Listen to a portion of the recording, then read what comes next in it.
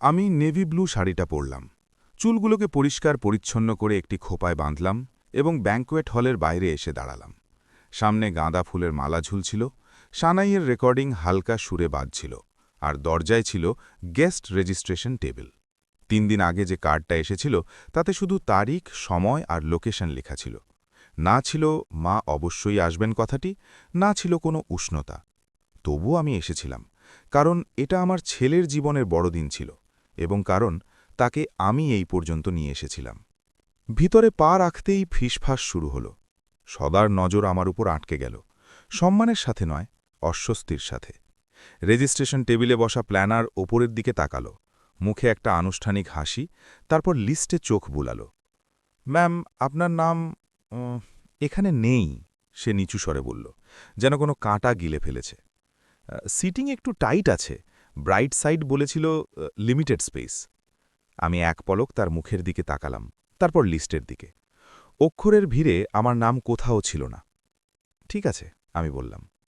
তখনই আরাফ সামনে এলো, কালো টাক্সিডোতে, ঠিক আমার ছেলেটার মতোই, কিন্তু মনে হচ্ছিল যেন সে অন্য কারুর। সে আমাকে দেখে আধ সেকেন্ডের জন্য থমকে গেল, তারপর মুখে একটা বাধ্য হয়ে আসা হাসি ফুটিয়ে তুলল। মম, আপনার তো আসার কথা ছিল না। আমি মিস করতে চাইনি, আমি বললাম। সে চোখ সরিয়ে নিল। পিছন থেকে রিয়া আমার দিকে একটা তীক্ষ্ণ ও সপাট নজর দিল, যেন জিজ্ঞেস করছিল, এখানে কেন? প্ল্যানার আবার এগিয়ে এলো।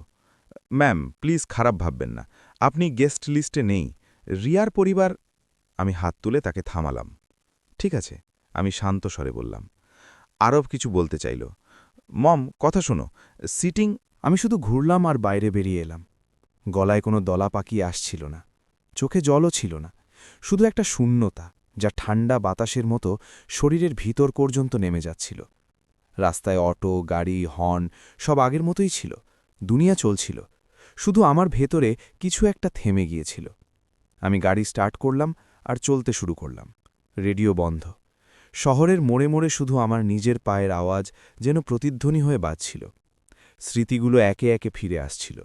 সেই রাতগুলো যখন ডাবল শিফট করেছি, সেই মাসগুলো যখন ঘরের খরচ কমিয়েছি, সেই উৎসবগুলো যাতে নিজের জন্য শাড়ি কিনিনি, আরবের বোর্ড এক্সাম, তার কোচিংয়ের ফিস। আমি নিজের চুড়ি পর্যন্ত বন্ধক রেখেছিলাম এবং পরে একে একে ছাড়িয়ে এনেছিলাম। তখন আরব ১৬ বছরের ছিল। আমি একটা ছোট্ট সিদ্ধান্ত নিয়েছিলাম।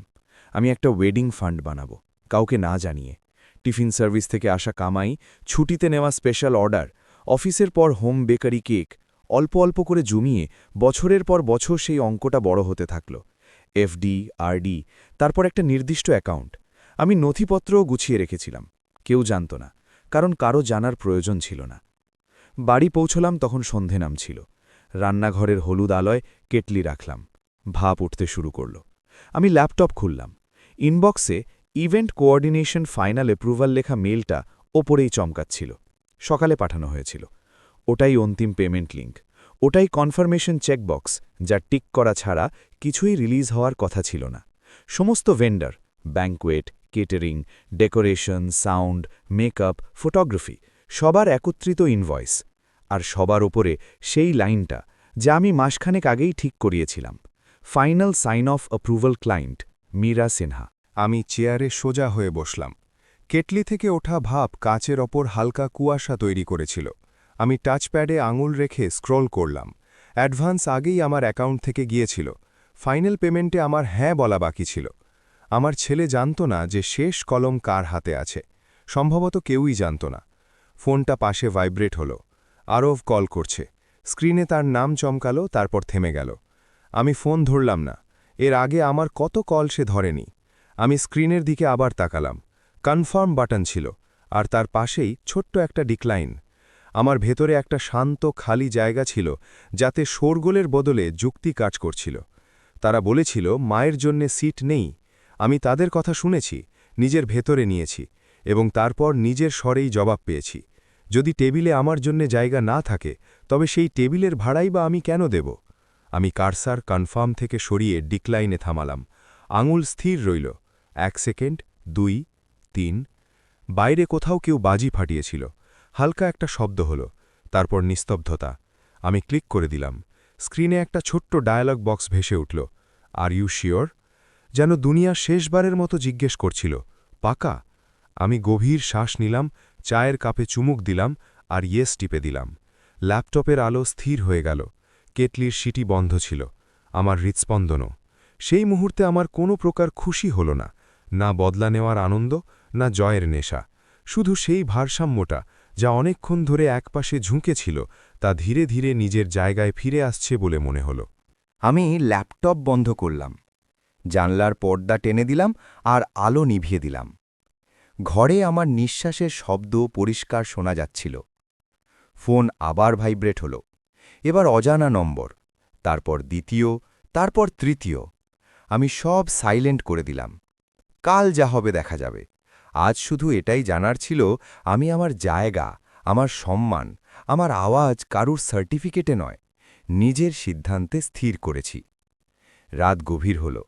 কোথাও দূর থেকে সানাইয়ের সুরের মতোই হালকা শোরগোল আসছিল, কিন্তু আমার ঘরের ভেতরে শান্তি ছিল। আমি বিছানায় শুলাম আর চোখ বন্ধ করে নিলাম। সেই তিনটি শব্দ বারবার কানে বাজছিল, সিট নেই। আর প্রতিবার আমার ভিতর থেকে একটা দৃঢ় জবাব বেরোল, এবার হবেও না। আমি আমার টেবিল নিজেই সাজাব। সকাল পর্যন্ত শহরটা তেমনই রইল। জানলায় রোদ, গলিতে চায়ের গন্ধ আর মোবাইল স্ক্রিনে ব্লিঙ্ক করা নোটিফিকেশন। কিন্তু আমার ভেতরে কিছু একটা বদলে গিয়েছিল। যে ক্লিক আমি কাল করেছিলাম তা শুধু কোনো পেমেন্টের ছিল না, ওটা ছিল আমার সীমা, আমার শর্ত আর আমার অস্তিত্বের। আর আমার ধারণাও ছিল না যে ওই একটি ডিক্লাইনের পর বাইরে কতটা হুলস্থুল শুরু হতে চলেছে। কিন্তু সেটা পরের দিনের গল্প।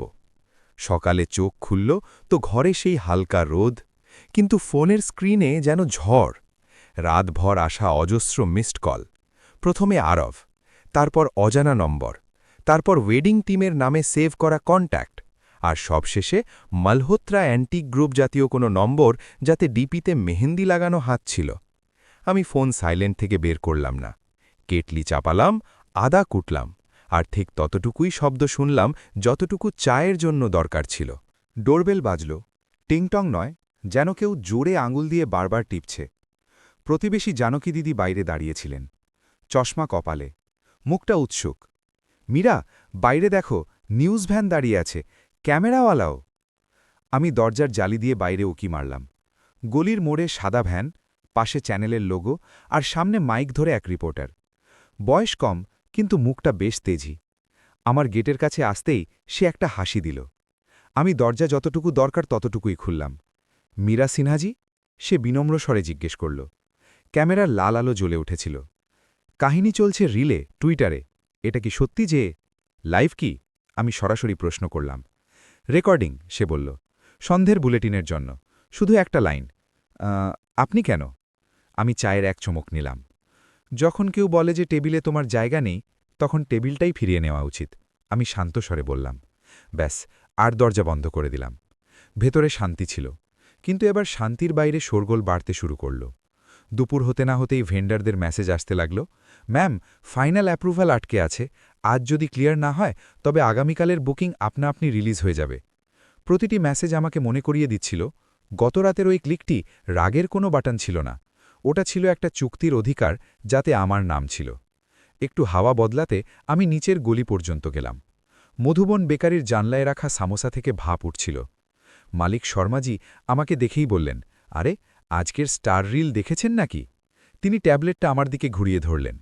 ওপরে লেখা ছিল, মা ছেলের বিয়ে বন্ধ করে দিলেন, কেন? ভিডিওটা ঝাপসা, কিন্তু মুখগুলোর অভিব্যক্তি স্পষ্ট।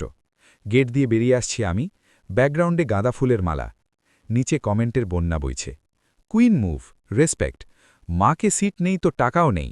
কিছু বিদ্রুপও ছিল, ড্রামা কুইন, ছেলের লাইফ বরবাদ করল। আমি হালকা হাসি চেপে বললাম, সামোসা প্যাক করে দিন, চাটনি বেশি করে। শর্মাজি হেসে মাথা নাড়লেন, আজ আপনার চা আমাদের পক্ষ থেকে। বাড়ি ফিরলাম তো দরজায় একটা সাদা খাম পড়ে থাকতে দেখলাম। কোনো স্ট্যাম্প নেই, নাম নেই, ভেতরে একটা সাদা কাগজ। আপনি আমার মেয়ের জীবন বরবাদ করেছেন, এর খেসারত দিতে হবে। কারো কাপা কাপা হাতের লেখা। আমি কাঁধ ঝাঁকালাম, কাগজটা মোড়ালাম আর ডাস্টবিনে ফেলে দিলাম। হুমকি যত জোরালো হয় তার ভেতরটা ততই ফাঁপা থাকে। এটা আমি জীবন থেকে শিখেছি। সন্ধ্যা নামল, ফোনটা আমি এখনও সাইলেন্টে রেখেছিলাম, কিন্তু নোটিফিকেশনের সংখ্যা বেড়েই চলছিল। শেষে একটা মেল ওপরে ভেসে উঠল, event coordination cancellation notice confirmed. নিচে আরেকটা mail, vendors hold release advice. আমি প্রতিটা মেল ধারাবাহিকভাবে খুললাম, পড়লাম আর নিজের ডকুমেন্ট ফোল্ডারে রাখলাম। কাগজপত্র বন্ধু হয়, কখনো ধোঁকা দেয় না। ডোরবেল আবার বাজল। এবার রিপোর্টার নয়, আরব ছিল। টি শার্ট পরা, চোখের নিচে সামান্য ফোলা ভাব, হাত খালি। আমি দরজা খুলে শুধু এটুকুই বললাম, আয় চা খাবি? সে চুপচাপ ভেতরে এলো। তুই বস, আমি বললাম। চিনি কম। সে চেয়ারে ধপ করে বসে পড়ল। আমি জানতাম না যে ওরা লিস্ট থেকে। আমি কাপ নামিয়ে রেখে বললাম, জানার প্রয়োজনও মনে করনি? সে চুপ। কিছু সেকেন্ড, যা আমাদের দুজনের মাঝে কয়েক বছরের মতো দীর্ঘ মনে হল। আমি সব ঠিক করে দেব, সে ধীরে ধীরে বলল। আমি হাসলাম। সম্মান ছাড়া ঠিক কি হয় আরব? আমি তার চোখের দিকে তাকিয়ে জিজ্ঞেস করলাম। সে নজর নিচু করে চায়ের ভাঁপ দেখতে লাগল। কোনো জবাব নেই। এরই মধ্যে গেটে হর্নের আওয়াজ শোনা গেল। কেউ যেন কারের হর্ন ইচ্ছা করে দীর্ঘক্ষণ বাজাচ্ছে। আমি পর্দা একটি সরিয়ে দেখলাম। সেই নিউজ ভ্যান আর তার পিছনে ২-৩টে গাড়ি। গলিটা এখন যেন কোনো মুভি সেটের মতো লাগছিল। আমি যাই? আরব অস্বস্তিতে জিজ্ঞেস করল। বাবা, দরজা আর আওয়াজ দুটোর কন্ট্রোলই ঘরের ভেতরে থাকা মানুষের হাতে থাকে। আমি শান্তভাবে বললাম, তোকে যেতে হয়তো যা, আমার যাওয়ার নেই। রাতে আমি ল্যাপটপ আবার খুললাম। ফাইনাল স্ট্র নামে একটা ফোল্ডার অনেক দিন ধরে তৈরি ছিল। আজ প্রথমবার ওটা খুললাম। স্ক্যান করা রসিদ, এফডির কাগজ, ওয়েডিং প্ল্যানারের সাথে ইমেল থ্রেড আর সেই অনুচ্ছেদ যা আমরা শুরুতে চুক্তিতে যোগ করেছিলাম। যদি পেমেন্ট প্রদানকারী ক্লায়েন্টকে ব্যক্তিগতভাবে অনুষ্ঠান থেকে বঞ্চিত করা হয়, তবে তিনি কোনো কারণ না দর্শিয়ে সম্পূর্ণ ব্যবস্থা বাতিল করতে পারেন। আমি সেই পাতার ওপর একটা হলুদ স্টিকি নোট লাগালাম। এটাই কাগজে আমার কণ্ঠস্বর। ফোনের ভাইব্রেশন অনেক সময় পরেও চেনা যায়। স্ক্রিন জ্বলে উঠল। এক অজানা নম্বর থেকে হোয়াটসঅ্যাপ মেসেজ, হিন্দি আর ইংরেজি মেশানো। Legal notice ready. ক্ষতিপূরণ, মানহানি, ট্রাভেল কস্ট সব যোগ হবে। কাল ১১টার মধ্যে কথা না বললে কোর্ট। নিচে মালহোত্রা লিগ্যালের অফিস নম্বর, আর শেষে দুটো লাল বিস্ময়বোধক চিহ্ন। আমি মেসেজটা পড়লাম আর একটা নম্বর ডায়াল করলাম। অ্যাডভোকেট নন্দিতা মেহরা। মিরাজি, ওপাশ থেকে স্থির আওয়াজ এলো। নন্দিতা, লিগ্যাল নোটিস এসেছে হোয়াটসঅ্যাপে। স্ক্রিনশট পাঠিয়ে দিন। কাল নর্থ ইস্টে আমার চেম্বারে চলে আসুন, সে বলল। আর হ্যাঁ, কোনো কলব্যাক করবেন না, আমাদের পক্ষ থেকেই কথা হবে। এই মুহূর্তে ওই জানলার পর্দা টেনে দিন আর দরজা ডাবল লক করে দিন। বাকিটা আমি সামলে নেব। আমি পিডিএফ শেয়ারে ক্লিক করলাম, স্ক্রিনশটটাকে ফরওয়ার্ড করলাম আর জানলার পর্দা টেনে দিলাম। বাইরে কোথাও ঢোল তাশার কোনো সুর ভেসে আসছিল, হয়তো অন্য কারো ইয়ে। আমি তালা চেক করলাম, তারপর রান্নাঘরে গিয়ে অল্প আঁচে দুধ বসালাম। চা পাতিলিতে আবার টকবক করে ফুটছিল, যেন বলছিল, উত্তাপ ভেতরে রাখো, বাইরে নয়। আর তখনই ফোনে আরেকটা মেসেজ ভেসে উঠল, এবার সরাসরি রিয়ার মায়ের নাম থেকে। পরের বার কোর্ট নয়, প্রেস ক্লাবে দেখা হবে, দেখি তোমার সম্মান কতটুকু বাঁচে। আমি জবাবে শুধু দুটো শব্দ টাইপ করলাম, দেখা যাবে। তারপর ফোন নিচে রাখলাম, জানলার ফাঁক দিয়ে আসা বাতাস অনুভব করলাম, আর ভেতরে স্থির করলাম, এবার খেলা হবে আমার নিয়মে। সকাল ৯টা বাজতেই আমি নন্দিতা মেহরার চেম্বারে পৌঁছলাম। কাঠের বড় টেবিল, নীল ফাইল ফোল্ডার, দেওয়ালে সার্টিফিকেট, আর মাঝখানে সেই স্থির মাপা আওয়াজ। প্রথমে শ্বাস নিন, সে বলল, এবার তথ্য দিন। আমি WhatsApp legal notice, email thread, vendor contract আর আমার ফাইনাল স্ট্র ফোল্ডারটা তার সামনে রাখলাম। নন্দিতা প্রতিটি শিট পড়ল, পেন্সিল দিয়ে ছোট ছোট টিকচিহ্ন দিতে লাগল। তারপর সে সেই পাতাটা তুলল, যাতে আমাদের যুক্ত করা সেই লাইনটি ছিল।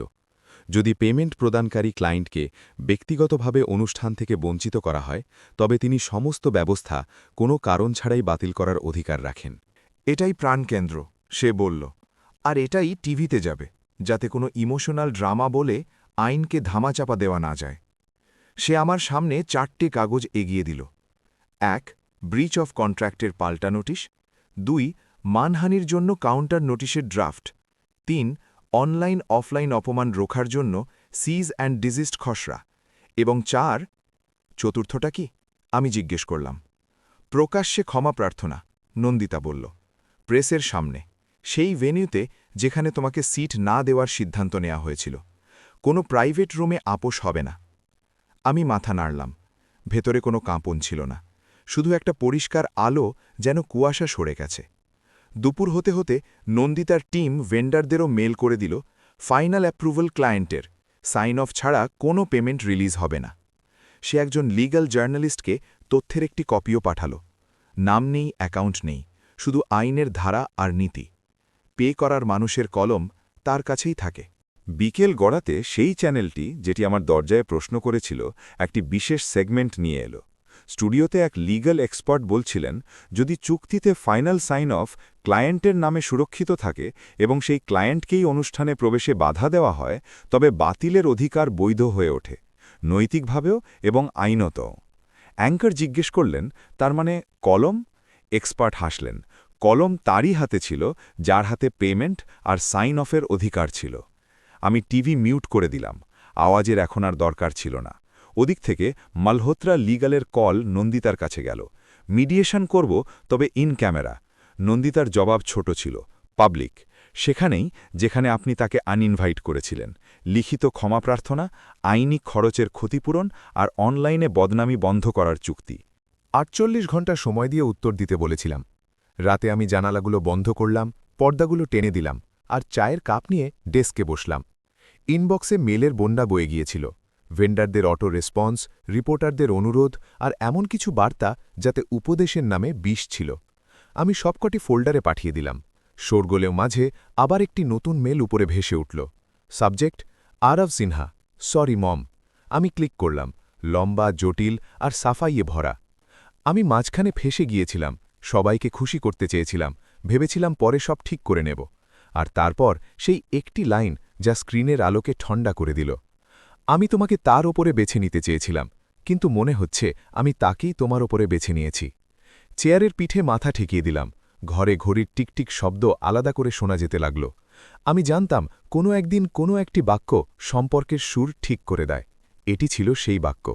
আমি মেলটি বন্ধ করলাম না, শুধু ওটা পড়তে থাকলাম, বারবার, যতক্ষণ না শব্দগুলো ঝাপসা হয়ে এলো। তারপর আমি একটি ছোট রিপ্লাই টাইপ করলাম। সম্মান ছাড়া কোনো কিছু ঠিক হয় না। আরব, কাল প্রেসের সামনে সত্যিটা শোনা যাবে। তুমি চাইলে পেছনে নয়, পাশে এসে দাঁড়াতে পারো। সেন্ড টিপলাম। জানালার উপর হাত রাখলাম। কাঁচটা হালকা ঠান্ডা ছিল। বাইরে দূরে কোথাও ব্যান্ড পার্টি বাজছিল। অন্য কারোর বিয়ে, আমার নয়। আমার টেবিল তো এখন সাজানোর বাকি ছিল, নিয়ম আর আলোর সাথে। আর ঠিক সেই মুহূর্তে ফোনের স্ক্রিনে একটি নতুন নোটিফিকেশন ভেসে উঠল। No subject. কোনো এক অদ্ভুত ইমেল থেকে, যাতে নামের জায়গায় সংখ্যাদের সারি ছিল। আমি খোলার জন্যে ট্যাপ করলাম। মেল খুলতেই ছবিটা সামনে এলো। আমারই রান্নাঘরের জানালা থেকে নেওয়া। সেই হলুদ আলো, সেই স্টিলের কেটলি, আর ফ্রেমে আমি চায়ের কাপ ধরে আছি। ছবিটা ঝাপসা নয়, পরিষ্কার আর খুব কাছ থেকে তোলা। নিচে কোনো শব্দ নেই, শুধু subject line, I know what you did. আমি জানি তুমি কি করেছ। বুকে যেন এক হিমশীতল হাওয়া বয়ে গেল। ভয় নয়, কিন্তু একটা হাড় কাঁপানো ঠান্ডা। আমি তক্ষুনি ওটা নন্দিতাকে ফরওয়ার্ড করে দিলাম। উত্তর এলো, ডিলিট করবেন না, এখনই সাইবার সেলে অভিযোগ দায়ের করুন, আমি এসএইচওকে খবর দিচ্ছি। আমি জানালার পর্দাগুলো পুরোপুরি টেনে দিলাম, দরজার চেইন লক চেক করলাম, আর প্রতিবেশী জানকী দিদিকে মেসেজ করলাম, যদি কাউকে বাড়ির আশেপাশে ঘুরতে দেখেন তবে জানাবেন। থানায় ডিডি এন্ট্রি হল, হ্যারাসমেন্ট আর ডিজিটাল থ্রেট। সাইবার ইউনিট মেলের হেডার কপি চাইল। তারা বলল, পাবলিক ওয়াইফাই থেকে পাঠানো হয়েছে বলে মনে হচ্ছে। ক্যাফে ট্রেস করবে তারা। কাগজের প্রক্রিয়া সবসময় ধীর গতিতে চলে, কিন্তু কাগজ কখনো মিথ্যে বলে না। আমি বারবার নিজেকে এটাই বলতে থাকলাম। রাতে বাড়ি ফিরলাম। ফোন আনলক করতেই ফেসবুকে তোলপাড়। আমার প্রোফাইল পিকচার বদলে দেওয়া হয়েছিল, আর ৭টার সময় একটি পোস্ট করা হয়েছিল, আমি সব বরবাদ করেছি কারণ আমার অবহেলিত হওয়া পছন্দ নয়, সরি। নিচে কমেন্টের আগুন, drama queen, queen of control, log of করো। আমি দ্রুত রিকভারি শুরু করলাম, পাসওয়ার্ড বদলালাম, 2 ফ্যাক্টর সিকিউরিটি লাগালাম, রিপোর্ট করলাম। অ্যাকাউন্ট কয়েক ঘন্টার মধ্যে ফিরে এলো, কিন্তু স্ক্রিনশট ছড়িয়ে পড়েছিল। হোয়াটসঅ্যাপ গ্রুপ, বিয়ের ফোরাম, ওয়েডিং লিক্স নামের একটি চ্যানেল পর্যন্ত। মিথ্যে সবসময় দ্রুত দৌড়ায়, সত্যি জুতো বাঁধতে সময় নেয়। ডিফেন্স বন্ধ, নন্দিতা বলল। এবার অফেন্স, তুমি কাহিনী লেখো। শুরু থেকে সত্য, তথ্য আর তোমার কণ্ঠস্বর। নিজে লিখব? হ্যাঁ, তুমিই লেখো, যাতে অন্য কেউ তোমাকে বর্ণনা করতে না পারে। আমি ল্যাপটপ খুললাম। আঙুল কিবোর্ডে এলো। প্রথমে ধীরে, তারপর দ্রুত। আমি ছেলেকে একা বড় করেছি। আমি চুপচাপ বিয়ের ফান্ড বানিয়েছিলাম। বিয়ের দিন আমাকে গেস্ট লিস্ট থেকে সরিয়ে দেওয়া হলো, আর ফাইনাল সাইন অফ আমার নামে ছিল। শব্দের ভয় কেটে যেতে লাগল। গাম্ভীর্য ভেতরে জায়গা করে নিল। পরের দিন লেখাটি ছাপা হলো একটি বড় ডিজিটাল পোর্টালে। শিরোনাম ছিল, আমি ছেলের বিয়েতে টাকা দিয়েছিলাম, তারপর আমাকেই আসন থেকে সরানো হলো, তাই আমি অন্তিম স্বাক্ষর ফিরিয়ে নিয়েছি। কমেন্টের ভিড়ে মন্তব্য এলো, আমার মায়ের সাথেও এমনটা হয়েছিল। ইস, তিনিও যদি আওয়াজ তুলতেন। যিনি কলম ধরেছেন তিনিই ফয়সালা করেছেন, ঠিক করেছেন। কিছু লোক তবুও টিপ্পনি কাটল, কিন্তু এখন সেই বিদ্রূপে কোনো জোর ছিল না। তথ্যগুলো ছিল শক্তিশালী। ওপাশ থেকে একটি নতুন মেল এলো। সাবজেক্ট ছাড়াই সেই সংখ্যা ভরা ইমেল আইডি। অ্যাটাচমেন্ট খুললাম। এবার আরবের ছবি ছিল, তার অফিসের কাঁচের বাইরে থেকে নেওয়া। টেবিল ল্যাম্পের আলোয় তার ঝুঁকে থাকা মুখ। বার্তা, you will regret opening your mouth. মুখ খোলার জন্য তুমি পস্তাবে। আমি আরাফকে তক্ষুনি ফোন করলাম।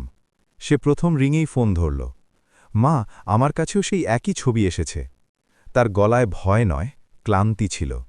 সে এখন আমাদের আলাদা করতে চায়। আমি বললাম, আমরা কি সত্যি থেকে সরে যাব? আমি সরব না, আরফ বলল, আর নয়। সেই রাতে আমরা আমার লিভিং রুমে একসাথে বসলাম। পর্দাগুলো টানা ছিল, একটি ছোট ল্যাম্প জ্বলছিল। আরফ তার পুরনো ক্লাউড ড্রাইভ খুলল। বছরের পর বছর পুরনো screenshot, voice note, chat log, ফুলওয়ালার ওপর চিৎকার করা রিয়ার ভিডিও, ব্রাইডসমেটকে পাঠানো মেসেজ, মীরাকে পিছনে বসাবে কোনায়, তার বিশেষ হওয়ার খুব অভ্যেস আছে। একটি ভয়েস মেমো যাতে সে হাসতে হাসতে বলছিল, যদি সে টাকার কথা বলে তবে তার ডিভোর্সের পরের ভেঙে পড়ার কথা লিক করে দেব। কারোর ইমেজ ভাঙা কঠিন নয়। আমি ফাইলগুলো নন্দিতাকে পাঠিয়ে দিলাম। সে মাঝরাতেই 3টে ড্রাফট ফাইনাল করালো। 1. ব্যক্তিগত হেনস্থা ও মানহানির মামলা। 2. অনলাইন বদনামি রোখার সিজ অ্যান্ড ডিসিস্ট নির্দেশ। 3. আমার ও আরবের বিরুদ্ধে কোনো মিথ্যা কন্টেন্ট প্রকাশের উপর অন্তর্বর্তীকালীন নিষেধাজ্ঞা। কাল সকালে কোর্টে দায়ের করব, সে লিখল। আর মিডিয়ার জন্য একটি স্পষ্ট প্রেস নোট, কোনো নাম না তুলে শুধু আদর্শের কথা। সকাল হতে হতে কাহিনী আরও ছড়িয়ে পড়ল। একটি বড় নিউজ নেটওয়ার্ক আমার ইন্টারভিউ চাইল।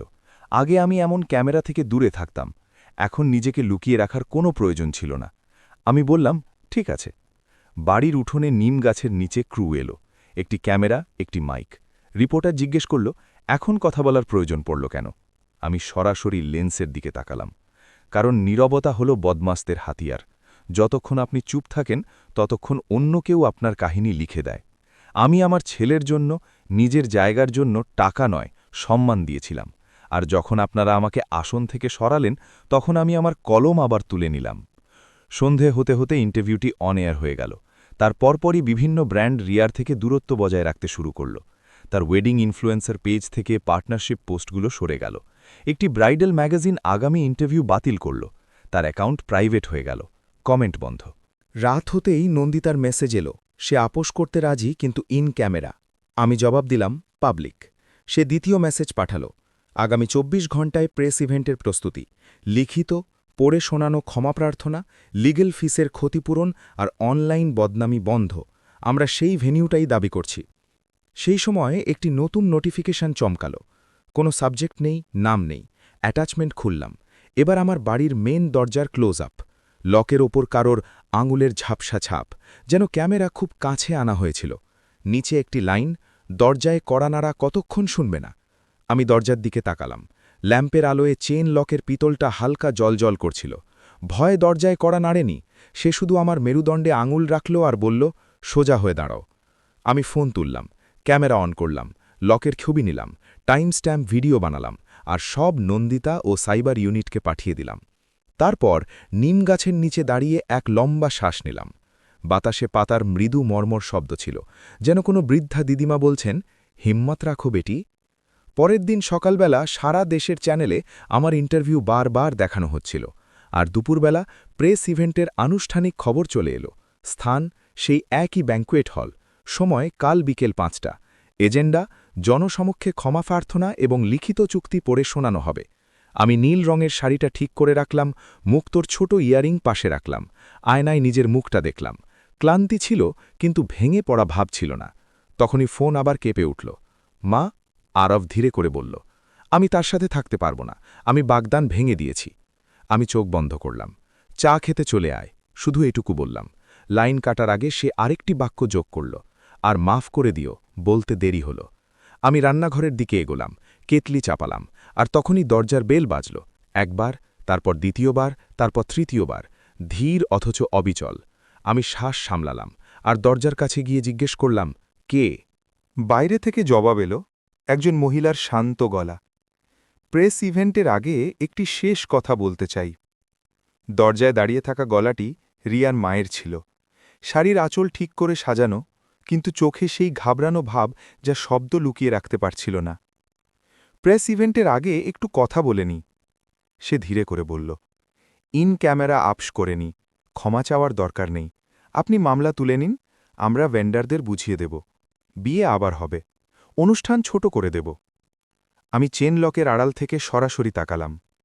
কাল জনসমক্ষে ক্ষমা প্রার্থনা হবে, লিখিত এবং পড়ে শোনানো হবে। লিগ্যাল ফিজ ফেরত দিতে হবে, আর অনলাইন বদনামি এক্ষুনি বন্ধ করতে হবে।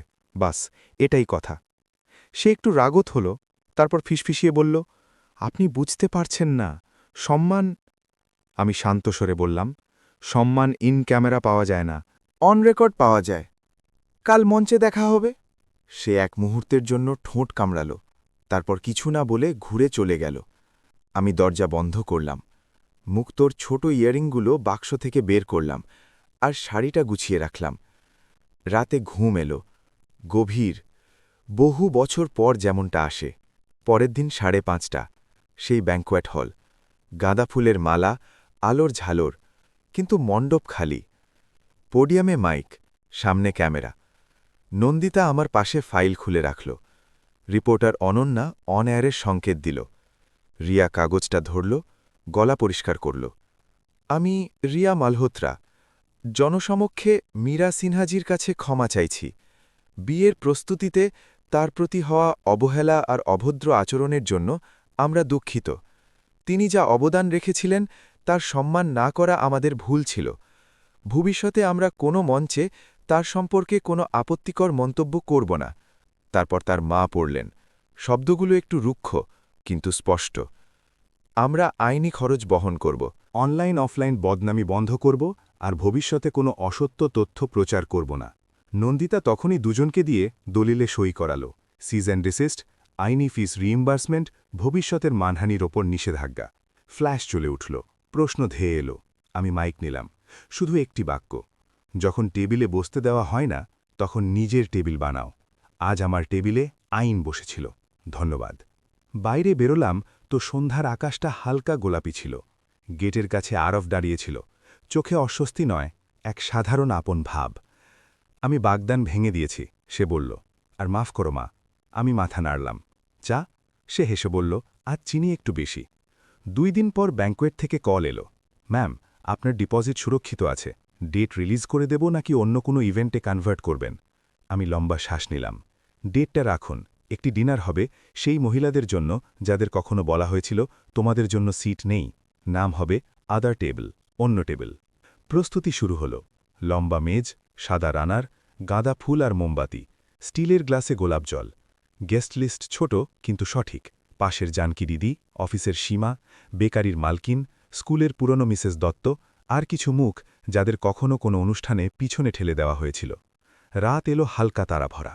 সবাই নিজের নিজের চেয়ারে বসল, আর সবার আগে আমি অতিরিক্ত চেয়ারগুলো নিজেই রাখলাম, খালি, যেন সংকেত যে কেউ আসুক, জায়গা তৈরি থাকবে। প্লেটে গরম পোলাওয়ের সুগন্ধ, ডালের ফোড়ন আর কথাবার্তায় হাসি। আমি উঠলাম, মোমবাতির শিখার পাশে দাঁড়ালাম। আমরা সবাই কোনো না কোনো দিন শুনেছি সিট নেই। অনেক সময় চুপ থেকেছি, অনেক সময় কেঁপে উঠেছি। আজ আমরা চিৎকার করে নয়, পরিষ্কার করে বলবো, আমাদের জায়গা আমরা ঠিক করব। আর যদি কেউ টেবিল থেকে সরাতে আসে, তবে টেবিলটাও আমাদের হবে, ভাড়াও আমাদের, আর শেষ সইটাও আমাদের হবে। তালি নয়, প্রথমে মাথা নড়ল, তারপর হাতগুলো আপন থেকেই এক হল। কিছু চোখ ভিজে এলো, কিছু মুখে স্বস্তি। পাশে আরফ দাঁড়িয়েছিল, প্লেট হাতে সবাইকে সার্ভ করছিল, যেন তার ক্ষমা প্রার্থনা শব্দের বদলে কাজে পরিণত হয়েছিল। রাতের শেষে আমি মোবাইল দেখলাম। একটি নতুন মেল, সাবজেক্ট ছাড়া। খুললাম, একটি লাইন, মানুষ ভুলে যাবে, আমি আবার উঁচু আওয়াজে ফিরব। নিচে কোনো নাম নেই, শুধু সেই পুরনো অহংকার।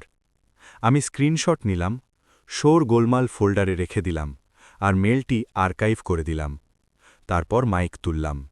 শেষ কথা, কখনো কেউ বলে তোমার জন্য সিট নেই, তবে মনে রেখো, চেয়ার আর কাঠ কেবল উপাদান, গাম্ভীর্য ভেতরে থাকে। নিজের গাম্ভীর্য নিজের কাছে রাখো। আর হ্যাঁ, যদি কাহিনী পছন্দ হয়ে থাকে, তবে প্রতি সপ্তাহে একটি নতুন কাহিনী হবে। সাবস্ক্রাইব করুন, শেয়ার করুন, আর কমেন্টে জানান আপনি কোন শহর থেকে শুনছেন। পরের বার অন্য কারোর আদার টেবিল সাজাব, হয়তো আপনার। নিচের মেঝে মোমবাতিগুলো নিভে আসছিল, কিন্তু ভেতরে একটি আলো স্থির হয়ে গিয়েছিল, যা এখন কোনো তালিকা, কোনো প্ল্যানার, কোনো বন্ধ দরজা নেভাতে পারবে না। যদি কখনো কেউ বলে তোমার জন্য সিট নেই, তবে নিজের টেবিল সাজান। এমন সত্যি মনে হওয়া কাহিনী প্রতি সপ্তাহে আসে। লাইক করুন, চ্যানেল সাবস্ক্রাইব করুন, আর বেল আইকন টিপুন, যাতে পরের এপিসোড মিস না হয়। কমেন্টে জানান আপনিও কি কখনো নো সিট মুহূর্তের মধ্য দিয়ে গিয়েছেন।